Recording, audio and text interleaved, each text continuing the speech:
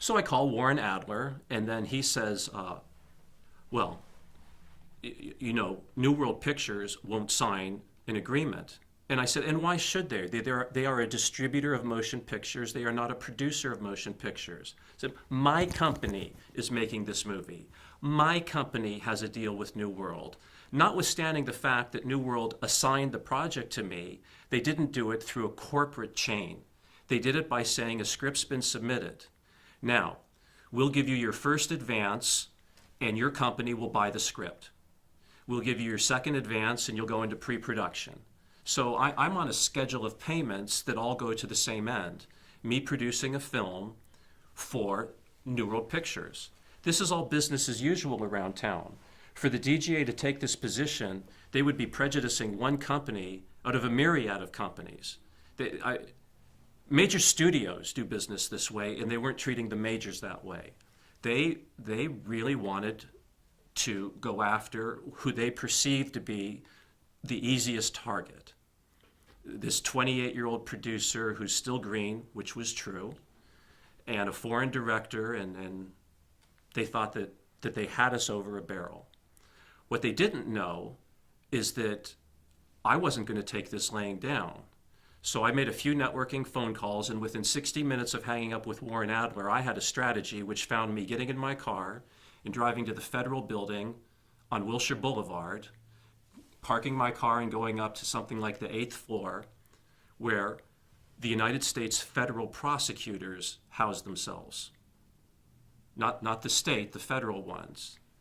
And I presented myself in the outer office with no appointment and with my attorney.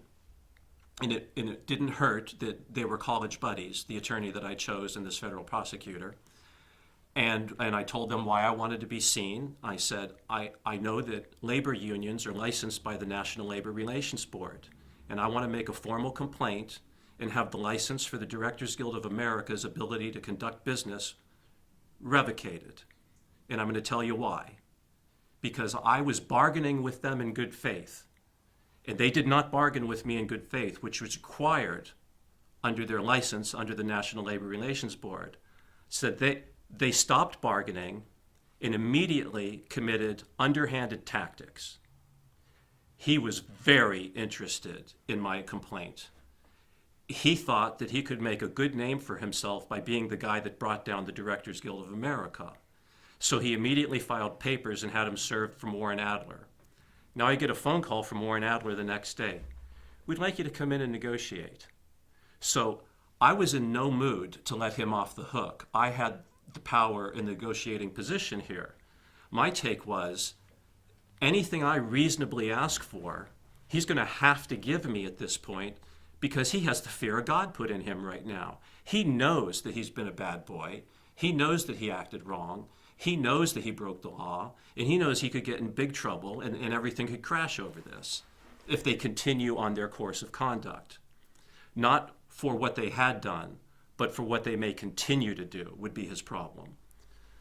So the first thing he does in our meeting is he offers to extend me the agreement that I had originally asked for. I said, no, because you've now let me know all the kind of obstacles I'm going to have in the future with the Directors Guild, because I intend on making movies for any price that I can actually raise the money for. If I can actually raise a lot of money, I intend to be generous. If I can only raise a little money, I intend to make the movie. I don't intend to not make the movie. So why don't we think here right now how we can work together so that we can make films together where all of my films will be DGA signatory, and we won't have this issue anytime in the future. And so he told me about their low-budget agreement.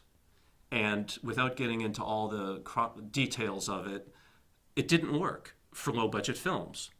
It's terrific that there was this agreement called low-budget agreement, but when you actually ran the numbers, if you were doing a picture under $2 million in the 80s or 90s, the low-budget agreement did not make sense. And they told you it's designed for pictures under $2 million. So I went and I negotiated with them what ultimately became known as the very low-budget agreement. And in the very low-budget agreement, it completely made sense, because the first thing I pointed out to them is that they looked at their own rosters that they give me every time a movie goes into production, if you're a DGA signatory, the first thing you can get in the 80s when I was doing this, you could ask the guild and they would give you a list of everybody who's currently not working so that their members could then be brought in for interview and be offered employment. So I have the list in front of me and I counted how many people were on it. And then I just asked them straight up. I said, I'm looking at a list of first assistant directors and I've got the number of people here that are available for work. How many first assistant directors do you have in the union? I mean, have you just given me the complete list or just the ones out of work? And then he told me the number, and I quickly realized that more than 50% of the people who were card-carrying union members in the category, as an example, first AD, were not working and were available. So I said, when we do these non-union movies, we don't pay anywhere near any of your scale, but everybody keeps saying that you have all these very rigid rules where you have to have so many days as a production assistant to become a second assistant director, so many days as a key production assistant to be admitted into the union under Taft-Hartley rules that you make up, so many days to move up from second to first, from first to UPM.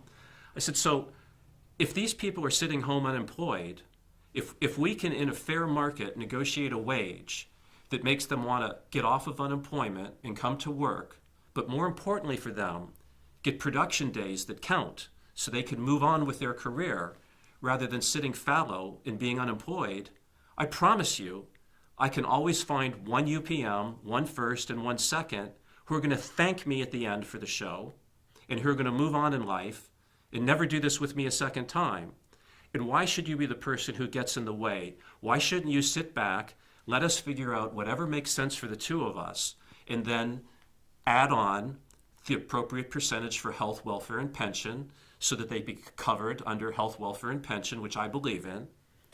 Everybody wins. And I got that deal, and it was called the very low budget deal. And it only ever existed between my company and the DGA, and it was never extended to a second company in the motion picture business.